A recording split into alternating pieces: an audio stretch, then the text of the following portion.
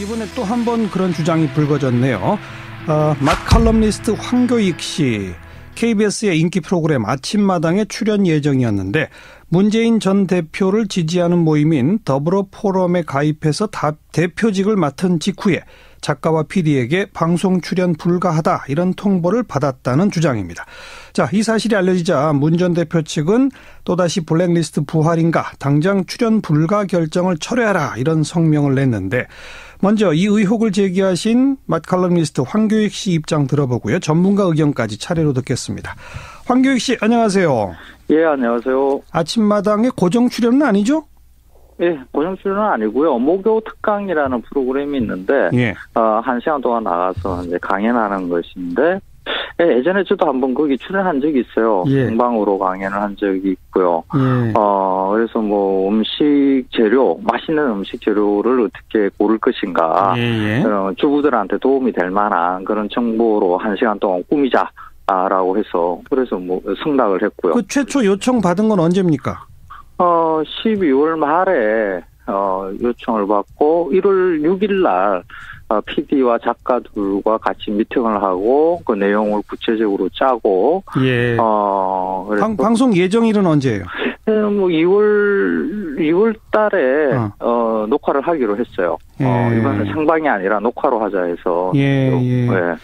근데 14일에 그 더불어 포럼이 발족을 했거든요. 더불어 포럼이 어떤 조직이죠?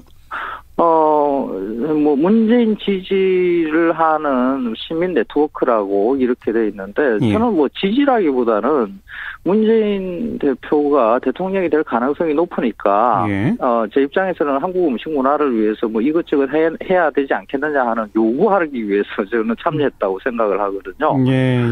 하여간 뭐 시민 네트워크가 14일 날 발족을 했고 거기에 공식 직함을 맡고 계신가요? 예, 공동대표로 돼 있습니다. 공동대표가 몇 명입니까? 한 20여 명 됩니다. 20여 명에 한 명. 네. 14일 날 그게 공식 발족했고 공동대표의 하나라는 게 그날부터 알려지기 시작했겠군요. 네, 그렇습니다. 자, 그리고서요. 그리고 16일 날 저녁에 작가한테서 전화가 와서 진행하는 게 좀 힘들지 않겠느냐라고 이야기를 하더라고요. 네. 특정 정치인을 공개적으로 지지하는 분은 KBS에서는 출연하기가 좀 힘듭니다. 예. 그런 게 교양제작국에서의 결정이고, 그래서 저한테는 이제 그걸 미루자라는 이런 식으로 이야기를 했는데 방송을 미루자. 그런데 언제까지? 그런 건 없죠. 그게 뭐 대선이 끝나고 뭐 이런 것도 없고요. 근데 그게 출연하기가 힘듭니다라고 이야기하면서 미루지요 하는 말이 곧 그 출연은 이제 못합니다 하는 말과 같죠. 어쨌든 이번에는 안 된다 그거죠. 예. 그렇죠. 그래서 뭐라 그러셨어요? 제가 특정 정치인을 지지하는 것은 시민의 권리고 자유인데 이것이 제가 직업으로 삼고 있는 방송 출연 뭐 기타 등등의 일에 제재가 가해지는 것은 온당하지 않다. 제가 그 아침마당에 나가서 뭐 정치적인 소신을 밝히고 뭐 이럴 것도 아니고 뭐 정치 프로그램도 아니지 않습니까? 그러니까 맛있는 음식 재료 고르기라는 특강이라고 그러셨죠? 예, 그렇습니다. 제가 늘 하는 이야기는 알겠습니다. 음식 문화 이야기니까요. 그런 이야기를 왜 못하게 하는가? 그래서 저는 굉장히 당혹스럽게 받아들였는데 일단 제가 통보를 이렇게 진행 중에 있는 상황이니까 저보고 방송 출연 금지에 대한 통보를 받았지. 이런 경우가 저 같은 입장에 있는 분이 상당히 많을 거라는 생각이 들더라고요. 그러니까 그런 분들은 그래서 문제 제기를 하시게 됐다 이거군요. 그렇죠. 아예 섭외를 하지 않게 되겠죠. 섭외하지 않고 그냥 그렇게 KBS에 의해서 리스트에서 당하시는 분들이 상당히 많을 것이다. 라고 생각된다. 자, 그런데 KBS 쪽의 입장이 구체적으로 지금 또 나왔는데요. 대선 전국으로 급격히 전개되는 상황에서 여야를 막론하고 모든 유력 대선 후보를 공개적으로 지지하고 공식 직책을 맡은 인사가 방송에 출연하는 경우 선거에 영향을 끼칠 수 있어 출연을 배제한다는 원칙, 제작 가이드라인이 분명히 존재한다. 이 원칙에 의해서 출연이 어렵다. 그러니 대선 후에 하자고 제안한 것이다. 이런 입장은 제가 듣기에도 또 이런 나름의 논리적 근거가 있거든요. 어떻게 생각하세요? 지금 대선 기간은 아니죠. 아니긴 합니다만. 네. 그렇죠. 뭐 실질적인 뭐 대선 기간이다라고 그거는 뭐 자의적으로 KBS가 그렇게 판단을 한 것 같은데, 예. 그거는 뭐 KBS가 뭐 선거 기간을 정하는 기관도 아니지 않습니까? 예. 그거는 그냥 멋대로 이야기를 한 것 같고요. 예.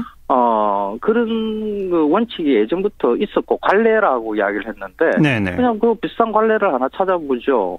지난 그 대통령 선거 때 박근혜 후보를 공개적으로 지지한 송혜 선생님이 계세요. 아, 공개 지지하셨나요? 예, 그랬죠. 예. 그분이 KBS의 그 간판 프로그램인 전국 노래자랑 네. 진행자시죠. 온 국민이 다 좋아하시는 분이죠. 네. 근데 그분은 출연 금지 안 나가셨어요. 지금도 하고 계시고. 예, 그렇죠. 그분과 내가 네. 경우가 어떻게 다른가. 그 송혜 선생님은 지난 대선 기간에서도 진행을 계속 하셨었나요? 예, 그랬었죠. 그랬었다. 어떤 분은 어떤 정치인을 지지하는가에 따라서 잣대가 달라질 수 있다라는 게 네. 문제가 될 수 있겠죠. 그 송혜 선생님의 경우가 저는 바른 일이라고 생각을 합니다. 예. 또 송혜 선생님 원래 진행자로서의 능력을 가지고 계시고 잘 하시는 분이죠. 예. 그분이 어떤 정치적인 성향을 가지고 있든지 간에 방송 진행의 일은 그냥 하시는 거죠. 네. 저도 제가 어떤 정치적인 성향과 누구를 지지하든지 간에 제가 원래 잘하는 음식 관련되는 그 언론인으로서 일은 그냥 지속하면 되는 것이죠. 예. 좋습니다. 만약 이 제작 가이드라인을 전부 다 적용한다면 사실 저랑도 인터뷰하면 안 되네요. 그럴 수 있겠죠. 지금 다른 데 출연하시는 방송도 일절 나가시면 안 되겠네요. 그런데 다른 방송사들은 거기에 대해서 문제가 없고. 분도 없고요. 제가 고정으로 나가고 있는 데서도 사실은 뭐 이런 이야기 뭐 전혀 없습니다. 네. 그게 다른 일입니다. 그런데 이상한 겁니다. KBS는 대표적인 공영방송이기 때문에 조금 더 잣대가 엄격해야 한다. 그리고 누가 봐도 열린 포럼의 공동대표는 문재인 전 대표를 공개적으로 지지하는 시민들의 모임의 대표 아니냐. 이런 얘기는 어떻게 생각하세요? 그러면 지금 고대영 KBS 사장님이 충청포럼의 운영위원으로 계시다고 이야기를 들었어요. 충청포럼은 박리문 전 총장을 대선에서 어떻게 끌고 나가기 위해서 모인 것이다라는 이야기가 파다하게 소문이 나 있거든요. 그러면 일단 사장님부터 사장은 뭐냐? 사퇴를 하시는 게 그게 순서가 사장님 사퇴하시면 좋습니다. 집에서 안 나갈게요. 사장님 사퇴하면 안 나가신다. 예. 일단 오늘은 여기까지 듣겠습니다. 예, 고맙습니다. 맏칼럼니스트 황교익 씨였고요. 자, 계속해서 성공회대 신문방송학과 최진봉 교수 연결합니다. 최 교수님 나와 계시죠? 예, 안녕하세요. 야, 최진봉 교수는 이 문제 어떻게 보십니까? 전 좀 황당하다고 보는데요. 황당해요? 이게, 왜냐면, KBS 제작 가이드라인은 정치적인 영향을 미칠 것에 대한 가이드라인인 겁니다. 예. 그러니까, 예를 들면 국민들이 선거와 투표를 할 때 있어서 공정하게 투표할 수 있도록 어떤 정치적인, 편향적인 걸 보내주지 않겠다고 하는 게 가이드라인의 목적 아니겠습니까? 예. 그런데 황교익 씨 거기 나와서 하려고 했던, 지금 말씀 들으신 것처럼 프로그램의 내용 자체가 본인의 전문성과 관련된 부분이에요. 예. 본인이 잘 알고 본인이 전문성을 갖고 있는 분야에서 얘기를 하는 것까지 출연을 정지시키는 것은 지나친 거죠. 예를 들면 아까 몇 가지 예를 들으셨지만 일반적으로 그러면 KBS에 지금 출연되는 많은 사람들 중에 새누리당의 당적을 갖고 있거나 아니면 새누리당을 지지했던 경향이 있거나 이런 분들이 없을 거라고 누구도 보장할 수 없거든요. 그럼 그 모든 사람 다 출연을 정지시켜야 되는 것이죠. 예. 대표적 공영방송이기 때문에 조금 더 잣대가 엄격할 수 있다. 이런 주장도 이건 안 먹힌다. 그건 맞는데 저는 그렇게 생각해요. 이게 정치적인 사안에 대해서 어떤 의견을 밝히거나 아니면 TV에 나와서 프로그램에 나와서 정치적 성향을 밝히는 거라면 문제가 된다고 생각합니다. 예를 들어서 황교익 씨가 나와서 본인이 정치적인 어떤 얘기를 하는데 한 사람만 불렀다. 그러면 당연히 이건 공정성에 문제가 있는 거죠. 그런 프로라고 하면 양쪽 의견을 다 들을 수 있게 만들기 위해서 서로 다른 정당의 이념을 갖고 있는 분들이 나와서 얘기해야 되지만 이분이 출연하려고 하는 프로그램은 음식과 관련된 얘기였어요. 거기에 무슨 정치적인 색깔이나 정치적 내용이 들어간 것도 아니고 그것도 생방송으로 하는 것도 아니고 녹화로 하기 때문에 문제가 되면 얼마든지 프로그램을 뭐 방영 안 하거나 아니면 조율이 가능한 건데 그런 부분을 전혀 고려하지 않았다는 건 좀 문제가 있다고 보는 거죠. 그러니까 그 제작 가이드라인까지는 이해할 수 있으나 그건 그럼요. 시사 프로그램 정도에 한정해야 한다 이런 건가요? 그럼요. 그리고 정치적인 성향을 나타내느냐 안 나타내느냐 문제라고 보는 것이죠. 네. 그런데 또 유독 KBS에서 이 문제가 이렇게 딱 불거졌거든요. 지금 이 시기에. 그건 어떻게 이해하십니까, 그럼? 그게 바로 저는 공영방송이 독립적으로 방송을 할 수 없도록 돼 있는 구조적인 문제라고 봅니다. 아하. 지금 현재 더불어민주당에서 법안을 발의를 해서 미방위에서 추진을 하고 있는 법안이 공영방송 지배구조 개선에 관련된 것이거든요. 그렇죠. 그런데 지금 현재 보면 KBS 그러니까 사장을 선임하는 이사 구조가 여야가 7대4 구조로 돼 있고요. MBC의 사장을 선임하는 이사의 구조가 6대3으로 돼 있습니다. 여야 구조가. 그러다 보니까 지금까지는 계속 그러니까 정부 여당에 가까운 분들이 사장으로 이렇게 내정이 되는 그게 그렇게 계속 반복돼 왔어요. 그랬죠. 그걸 바꾸자고 하는 게 이번에 방송법 일부 개정안인데 그 법을 개정하려고 하는 이유도 사실은 이런 거죠. 정치 권력이 공영방송에 영향을 미치면 안 되는데 잘 아시는 것처럼 김시권 전 보도국장의 폭로를 통해서 다 드러났지 않습니까?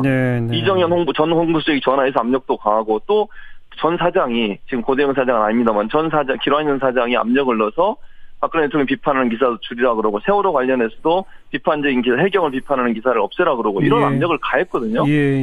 그런 문제를 해결하기 위해서는 지배구조 개선이 반드시 필요한 거죠. 그러니까 이번에 황교익 씨의 이런 건이 터진 것도 KBS의 사장과 간부진들이 아무래도 정권의 눈치를 보지 않을 수 없는 구조이기 때문에 무리하게 제작 기준을 이런 데까지 적용했다. 이렇게 보시는 거예요? 저는 그렇게 보는 거죠. 만약에 입장을 바꿔서 새누리당의 성향을 갖고 있는 분이 이런 일을 당했다고 하면 제가 볼 때는 그런 일을 당하지 않을 거라고 생각해요. 이게 만약에 아까도 말씀드렸지만 프로그램의 성격이 시사나 아니면 어떤 정치적인 성향을 나타내는 프로그램이라면 저는 황교익 씨의 출연을 금지시키는 건 맞다고 생각합니다. 그런데 이거는 음식이라고 하는 전문 영역에 대한 것이었고 그 프로그램 자체도 정치적 색깔이 전혀 없는 프로그램인데 과도하게 알아서 이런 행위를 했다고 저는 보는 거죠, KBS가. 방금 언급해 주신 그 공영방송 지배구조 바꾸기 위한 법 개정 관련해서 국회 미방위에서 공청회가 어제 있었잖아요. 그랬습니다. 최 교수님 갔다 오셨죠? 네, 제가 야당 추천 진술인으로 갔다 왔죠. 어떻게 좀 의견이 모아집니까? 어떻습니까? 전혀 안 모아지더라고요. 왜요? 왜냐면 이런 거죠.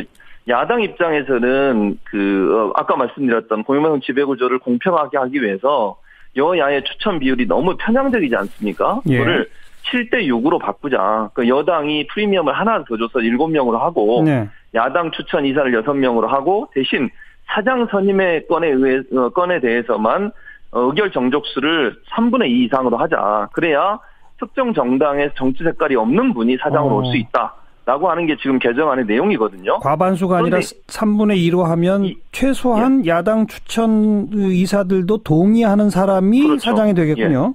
맞습니다. 그래서 그게 이제 합리적이라고 보는 건데 이제 새누리당은 그렇게 주장을 하는 게 아니라 그렇게 되면 사장을 못 뽑게 될 거다. 그렇게 주장을 하는 거예요. 논란이 되다 보면. 근데 저는 그게 말이 안 되는 게 이 일본의 대표적인 공영방송 NHK 같은 경우에는 사장 선임의 4분의 3의 이사의 동의가 있어야 돼요. 그런데 한 번도 일본 NHK가 그 4분의 3 규정 때문에 사장을 못 뽑고 공전을 계속했던 적이 없어요. 저는 합의에 충분히 이룰 수 있다고 봅니다. 그런데 미리 이것을 해보지도 않고 안 된다고 주장하는 것 자체가 이 법 자체를 받아들이기 힘들다고 하는 주장이라고밖에 생각을 못하는 것이죠. 잠깐만요. 새누리당 쪽 진술인이 그렇게 반대했다고요? 새누리당 진술인뿐만 아니라 국회의원들이 질의를 하는데 국회의원들도 그렇게 생각을 하고 있는 거죠. 새누리당 의원들이? 그렇죠. 그럼 미방의 소속 의원들이. 새누리당은 다음번에도 본인들이 여당이 될 거라고 확신하고 있나요? 그러니까요. 제가 그래서 어제도 그런 얘기했어요.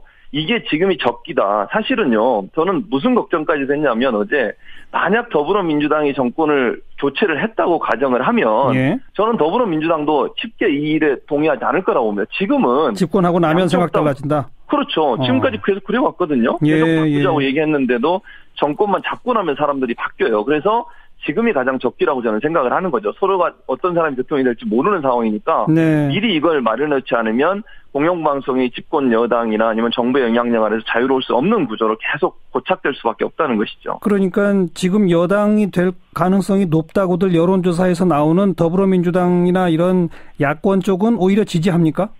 그럼요. 지금 지지하고 있죠. 그 얘기는 자기들이 정권을 잡더라도 자기 입맛에 맞는 사람으로 사장 임명은 포기하겠다는 거 아닌가요? 그렇죠. 포기하겠다는 거죠.